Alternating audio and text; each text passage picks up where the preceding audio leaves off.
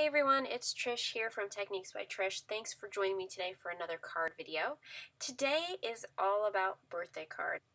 You can never have too many birthday cards in your stash because somebody is always celebrating a birthday.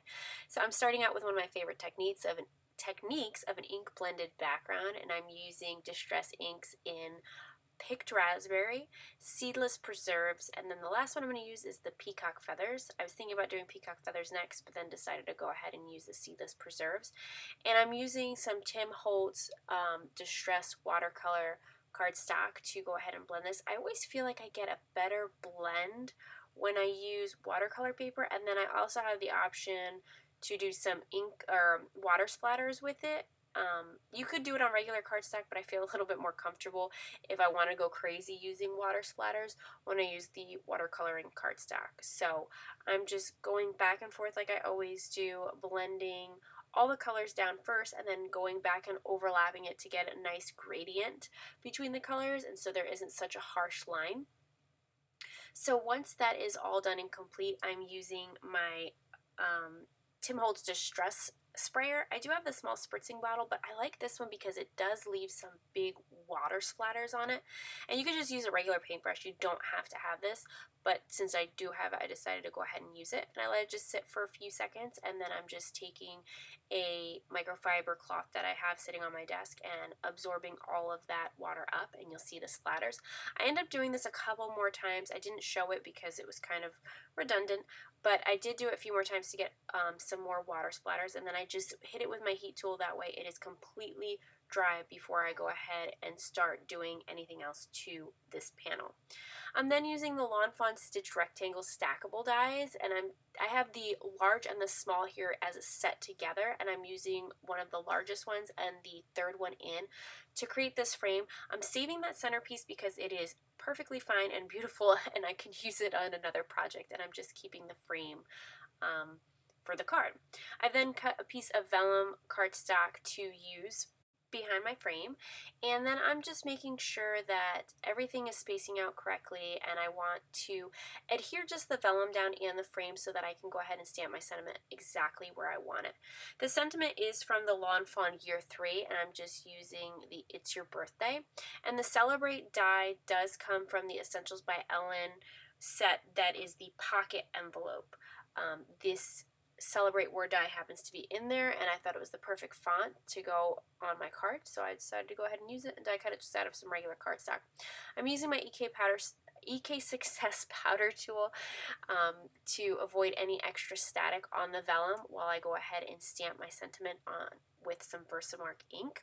And then I'm going to use some embossing powder, some Zing embossing powder, and this is in the color Aqua. I really like how it matched the peacock feathers, and so I just decided to go ahead and incorporate it and change it up from just some regular clear or white on the vellum. And then I'll go ahead and heat set that. Now I did get a little extra embossing powder on the exclamation point and just look like a line, so I'm just using my pointer tool there to go ahead and separate it, and then I just heat set it. So then I'm just scoring and folding over my cardstock. This is an A2 size card, so the base of my card measures 4 1/4 by 11 inches, and I go ahead and score it at 5 1/2.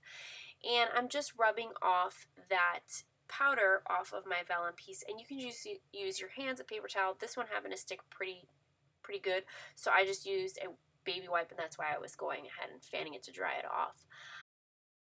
I'm using some score tape to go ahead and attach my frame onto my vellum piece, and today's card we're actually creating a shaker card. So I'm attaching this down, and the next thing I'm going to do is go ahead and apply some foam tape around the edge of this vellum framed piece.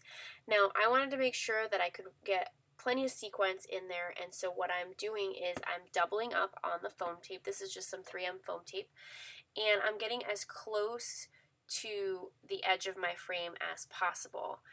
And once I go ahead and put down one layer of foam tape, I'll go ahead and start putting a second layer down, and that way the sequins can move freely behind there. I mean, you can definitely just do one layer. However, I noticed that sometimes the sequins won't move as much, and for this shaker card I really wanted them to just be rocking and rolling behind that vellum panel. So I'm going to go ahead and double up on that. And once I did that, I decided that I should probably adhere the rest of the front of my card. I should have adhered this die cut to begin with. That way I could let it dry flat. But since I totally forgot, I'm flipping over my panel and pushing down and applying a clear block from behind to make sure that I get a really nice bond between the die cut and the vellum piece. And I just use some Ranger Multi-Medium matte glue for that. To make sure that my sequins don't stick to the side of my foam tape, I just apply a little bit of that EK Success powder tool around the edges. And then for my shaker pieces today, I'm using these 2 packs from, oh, what is this called? Little Things Sequence Pack, I'm sorry. And the 2 colors that I'm using are Rose Garden and Atmosphere. I love the pinks and I love the aquas, and I love that they're just not round sequence. Like, there's a whole bunch of different shapes in there and stars and everything. And I actually threw in some of the BRI sequence. These are in the Diamonds Are a Girl's Best Friend, and I'm using 2 sizes, the 5mm and the 8mm. Again, I really wanted to load up this shaker card and make it jammed packed with sequins, and so I just dumped it all in there and added as much as I could. Once I've put all the sequins in the shaker part that I wanted, I'm just carefully trying to line up as best as possible the card base that I'm using, and I open it up and really push down to make sure that that foam tape adheres well to the card base, and so that nothing falls out or falls apart while this is in transit to its recipient. The last thing that I'm going to do on the outside of my card is I'm going to apply some Wink of Stella in the clear glitter brush, and I'm applying that onto the Celebrate sentiment to add a little bit of shine. And I love how the outside of this card turned out. I, of course, didn't line it up perfectly, so I had to trim a little bit of my card base off the side, but totally fine, something easy to go ahead and do. I like that the Celebrate and the sentiment really match the Distress inked panel. But before I finished this card, I decided that I needed to go ahead and create an inner portion to the card because I did want to include a gift card for this recipient. So I'm going ahead and grabbing my paper trimmer, and I am trimming this down to 7 inches, and that gives me a little bit of room to go ahead and score this, and I'm going to go ahead and score this at 5.5. So that gives me about 1.5 inches to have a fold over. You'll see here that I go ahead and fold that over and score it so I get a nice defined edge. And then to make the perfect spot for a gift card, I am using the MFT gift card grooves die. This die is like totally essential in your collection. If you create anything, any cards or projects to include gift cards, oh my god, I can't even tell you how many cards I've ruined trying to cut a slit with an X-Acto knife. This does all the work for you, and it comes with 4 different dies in the set, so there's plenty of options and definitely a lot of variety. So must have, I cannot say enough about this die set. So you do not want to attach any adhesive below the slit because that's where your card is going to go ahead and slide in. So I'm just applying some adhesive on the sides, and then I'm going to apply some adhesive on the top. I decided to grab some score tape to really make sure that that doesn't pull off when the recipient goes ahead and pulls out their gift card. It shouldn't happen, but in the instance, just in case.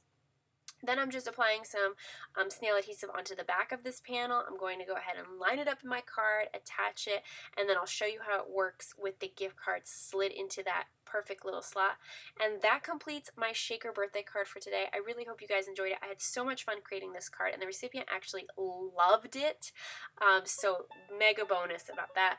I will have a link down below to my blog post that'll have all the supplies listed and extra pictures and links to the supplies that I used on this card. I hope you guys enjoyed it, and I will see you guys in the next video very soon.